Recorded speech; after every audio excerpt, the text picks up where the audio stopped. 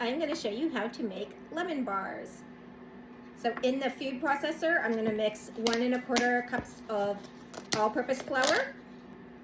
I have half a cup of powdered sugar, and I have 8 tablespoons of butter that's been cut into just slices and softened. And I'm just going to pulse this until it is combined. You just want this to resemble sand. I have an 8x8 square baking dish, and I'm just going to get this in here. I'm going to get it pressed down. This is going to be our a shortbread crust. So the 8x8 is lined with some aluminum foil and sprayed lightly with some cooking spray.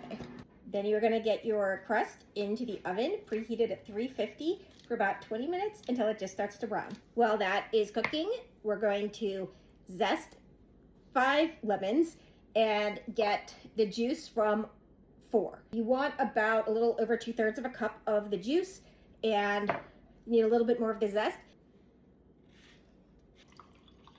I have 7 egg yolks and 2 whole eggs in this pan that I'm just whisking up, and it is not on heat yet. I'm adding in a cup and 2 tablespoons of granulated sugar,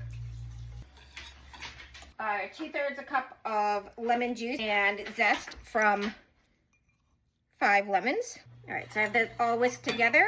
I am getting the heat on at medium. I'm adding 4 tablespoons of butter cut into the tablespoons. I am going to pretty continuously stir this until it thickens and the temperature reads about 170 on an instant read thermometer. Adding in a pinch of salt, and this should take about 5 minutes. If you do not have an instant read thermometer, you can tell when it becomes thicker like this. It's coating the sides and it's turned a brighter yellow. I'm just getting it strained into this bowl with this fine strainer, which will just make sure we don't have any bumps or lumps. Then I'm just going to whisk in 3 tablespoons of heavy cream. And this will be ready to pour on top of the crust when it comes out, and then we will get it back in the oven to finish up. So this was in the oven for 5 minutes, flipped it around, and then 6 minutes on the other side. You want it to where it's just like turned opaque and it's still a little bit jiggly in the middle, and you need to have it cooling on this cooling rack for 2 hours. That's really the hardest part. And then I usually dust the top with some confectioner's sugar.